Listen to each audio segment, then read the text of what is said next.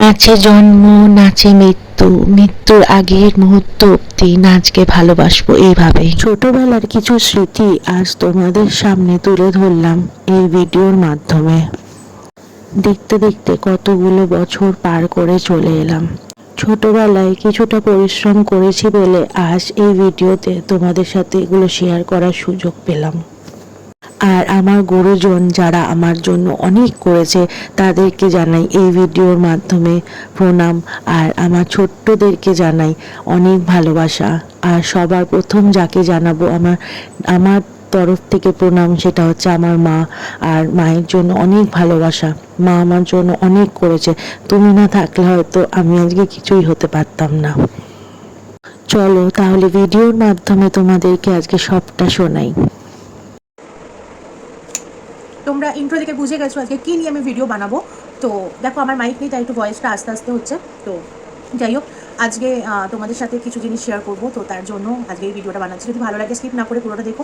আর রেহানের দুষ্টুমি চ্যানেলে তোমাদের সকলকে জানাই অনেক স্বাগত। ছোটোবেলা থেকে মা যত্ন করে আমার জিনিসগুলোকে রেখে দিয়েছিল, আস্তে আস্তে করে সমস্ত জিনিস মা আমাকে ফেরত দিচ্ছে। তার কারণ হচ্ছে মার বক্তব্য হচ্ছে, তোমরা দেখেছিলে দুদিন আগে মায়ের বাড়িতে ছিলাম, তো ভিডিওটা ওইখানে বসেই বানাবো ভেবেছিলাম, কিন্তু মায়ের সামনে বসে অনেক কথা আমি বলতে পারবো না, তাই জন্য মায়ের বাড়িতে বানাইনি ভিডিওটা। তো যাই হোক, মা আমাকে কিছু জিনিস মায়ের কাছে ছিল, সমস্ত কিছু আস্তে আস্তে আমাকে ফেরত দিয়ে দিচ্ছে মা। তো মা আমাকে আমার ছোটোবেলার দেখো অনেক কিছু দিয়ে দিয়েছে। বলল রেহান বড় হচ্ছে, মা তো রেহানকে রিও বলে ডাকে, রিও বড় হচ্ছে, মানে বড় হচ্ছে না সরি, বড় হবে।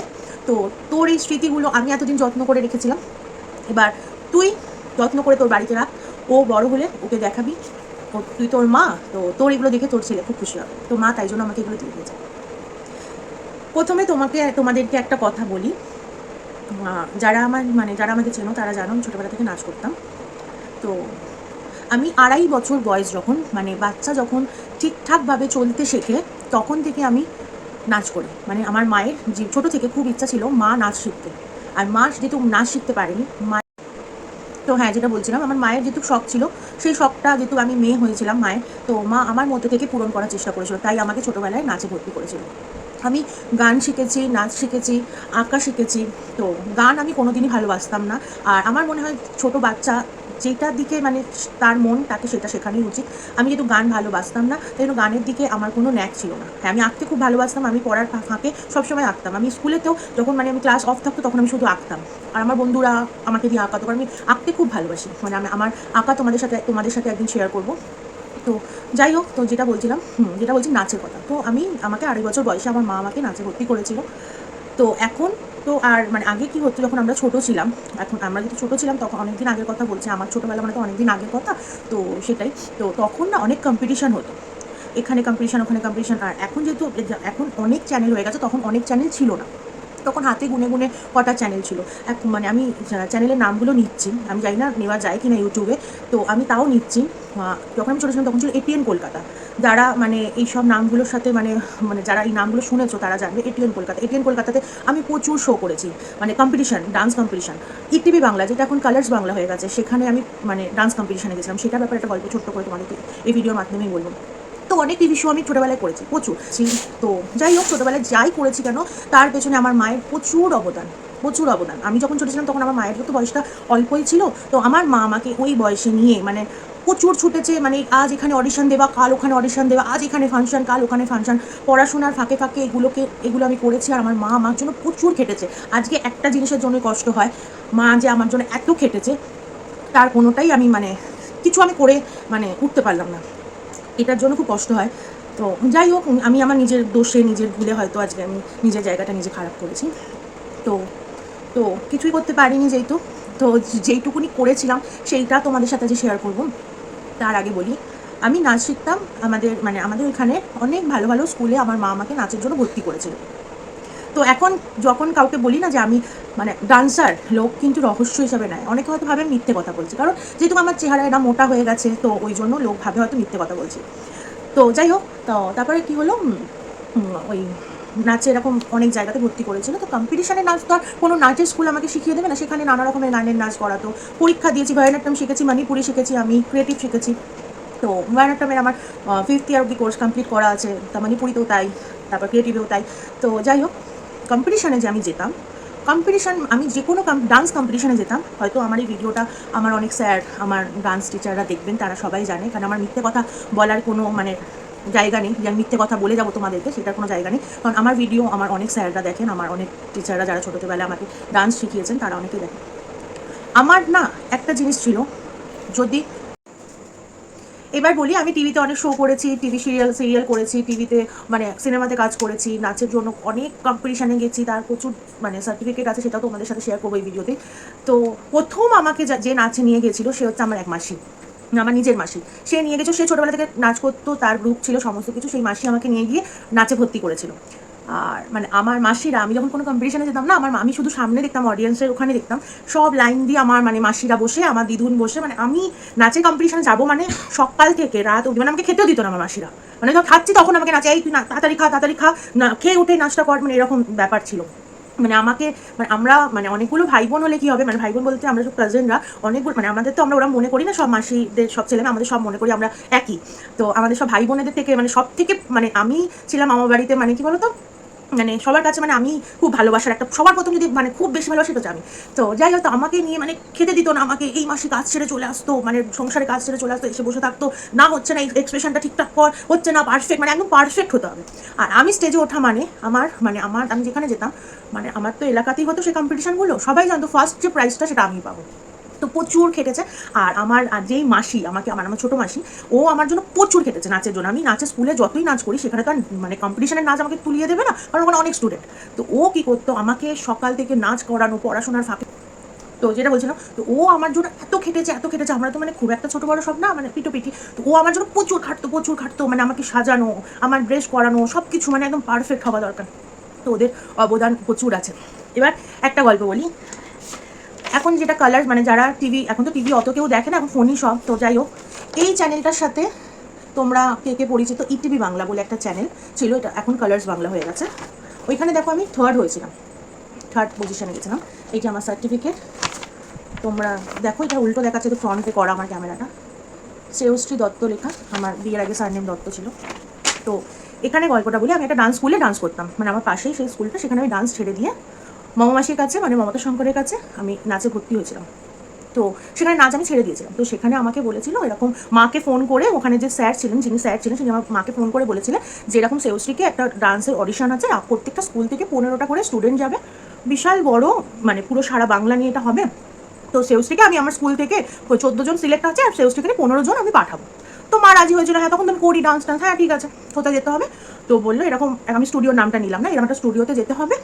তো তো ওইখানে আপনি সকাল 9টার মধ্যে ওকে রেডি করে নিয়ে চলে যাবেন। তো মা বললো ঠিক আছে, আমি সকাল 9টার মধ্যে চলে যাবো। তো সকাল 9টার সময় গেছি। এবার তো নিউজ চ্যানেলে যারা মানে খবর পড়ে, তো তাদেরকে দেখতে পাচ্ছি, মানে তারাই মানে এই শোটাকে, মানে তারাই শোটার জন্য ছিল। তো ওইখানে দেখছি উর্মিলা ভৌমিক, তারপর রিনি, আমি অনেক নাম জানি না, অনেক ছোটো ছিলাম, অত নাম জানি না, আমি খুব একটা টিভি আমি দেখা পছন্দ করি না ছোটো থেকে, এখন আমি টিভি দেখা জিনিসটাই পছন্দ করি না। তো যাই ওখানে দেখছি ওনারা সব ইন্টারভিউ নিচ্ছে, করছে। তো প্রচুর লাইন পড়েছে, ছাদে অডিশন হচ্ছে, ছাদে অডিশন চলছে, আর নিচে আমাদের মানে ইন্টারভিউ চলছে। তো প্রচুর লাইন, মানে কত 3,500 বাচ্চা গেছিলো, 3,500 মুখে বলছে, 3,500 বাচ্চা আছে আজকে, 3,500-এর মধ্যে আমরা সিলেক্ট করবো মাত্র 10 জনকে, তার মধ্যে আমরা বেছে নেবো first, second, third, fourth, fifth. তো ঠিক আছে, সকাল 9টায় গেছি। তো এবার 3টের সময় আমার নাম ডেকেছে, এরকম মানে এবার তোমার সময়। তো গেছি সময়, আর তখন সিডি ছিল না, তখন ক্যাসেট ছিল। আমি তখন ক্লাস 2-তে পড়ি, অনেক তাহলে ভেবে না কতদিন আগের কথা বলছি, তখন ক্যাসেট ছিল। তো ওই ক্যাসেটটা নিয়ে আমার হাতে, আমার মা আমার ক্যাসেটটা দিয়ে দিয়েছে। এবং যখন লাইনে দাঁড়িয়েছিলাম সকাল 9টায় গিয়ে 3টের সময় আমার সময় এসছে।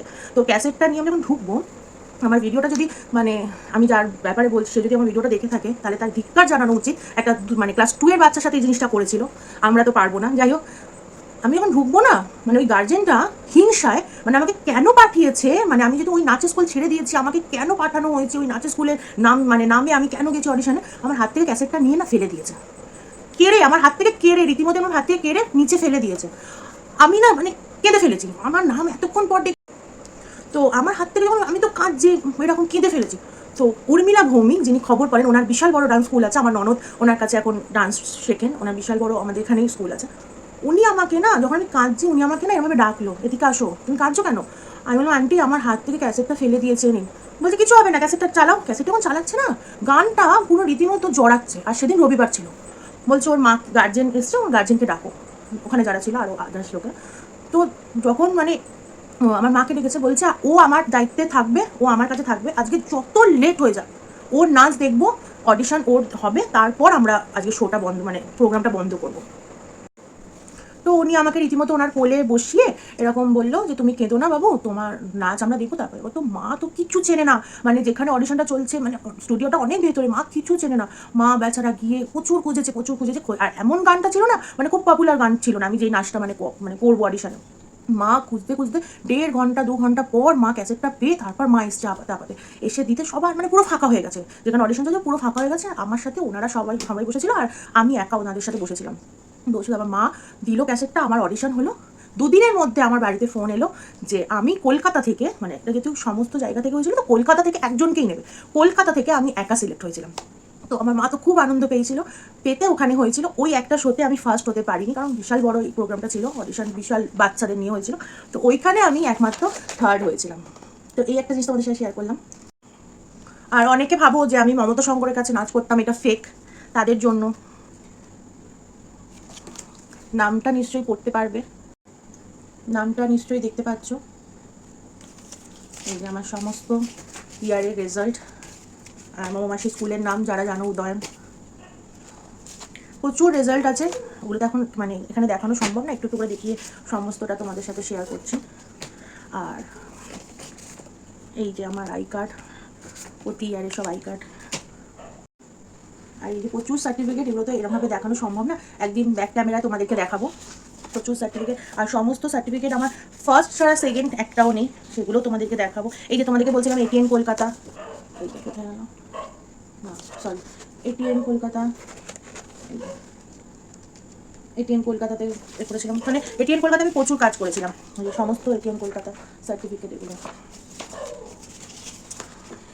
এই যে আজকের খোঁজ বলে একটা প্রোগ্রাম হতো টিভিতে, সেখানের প্রচুর সার্টিফিকেট আছে, প্রচুর। এখানে এইটা হচ্ছে আমি একটা জায়গায় জাজমেন্ট করতে গেছিলাম নাচে, সেখান থেকে আমাকে দিয়েছিল। আরও প্রচুর সিল্ড আছে, প্রচুর কিছু আছে সমস্ত। আর আমার সিল্ডগুলো যেহেতু আমার বাড়িতে রাখার খুব একটা জায়গা নেই বলে আমার মেজো কাকার ঘরে সাজানো আছে। আর এই যে বঙ্গসঙ্গীত পরিষদে আমি করেছিলাম, মানে গানের পরীক্ষা, ফার্স্ট ডিভিশন সমস্ত, এই যে সমস্ত রেজাল্ট এগুলো সব ফার্স্ট ডিভিশন, সমস্ত ফার্স্ট ডিভিশন, এগুলো ফার্স্ট ডিভিশন। একটু তোমরা ভালো করে দেখো, কোনোভাবে বুঝতে পারছি দেখা যাচ্ছে না, ফার্স্ট ডিভিশন,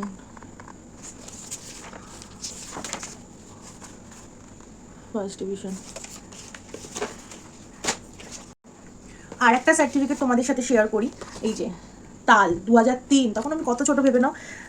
এইখানের গল্পটা বলি, অনেকে আমার ভিডিও দেখো তারা জানো, মানে আমার সাথে তারা গেছিলো এই প্রোগ্রামটাতে, আমার মানে সিনিয়র যারা অনেকে দেখে আমি জানি, তাদেরকে বলছি মনে পড়ে তোমাদেরকে তাল ফান সিটিতে হয়েছিল, জোকাতে ফান সিটি ছিল, এখন আছে কিনা আমি জানি না, সেখানে হয়েছিল 7,000 বাচ্চাকে নিয়ে অডিশন, সেখান থেকে নেবে 2,000, সেখানের মধ্যে 2,000-এ সিলেক্ট হয়েছি, 2,000 থেকে নেবে 100 জন, 100 জনের মধ্যেও সিলেক্ট হয়েছি, 100 জনের মধ্যে নেবে কত 20 জন না কত, তার মধ্যে ফার্স্ট সেকেন্ড থার্ড হবে, সেখান থেকে আমি থার্ড হয়েছিলাম।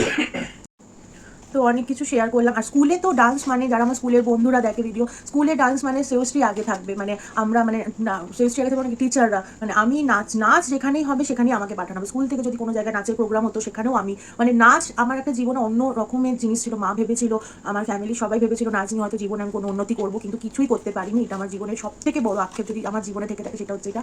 তো যাই হোক, আমার জীবনের স্বপ্নগুলো আমার ছেলের মধ্যে দিয়ে পূরণ করার চেষ্টা করবো, যদিও পারে, সেটা নাচ না, অবশ্যই আমি আমার ছেলেকে তার নাচ শেখাবো না, মানে ও যেটা ভালোবাসবে, বড় হয়ে ও যেটা চাইবে সেটাই ওকে শেখাবো। আর সেটা মানে এমন কিছু শেখাবো যেটা যেন ও জীবনের উন্নতি করতে পারে, যদি ওর কপালে থাকে।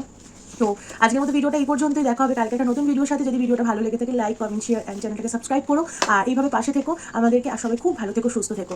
আর আজকের মতো টাটা।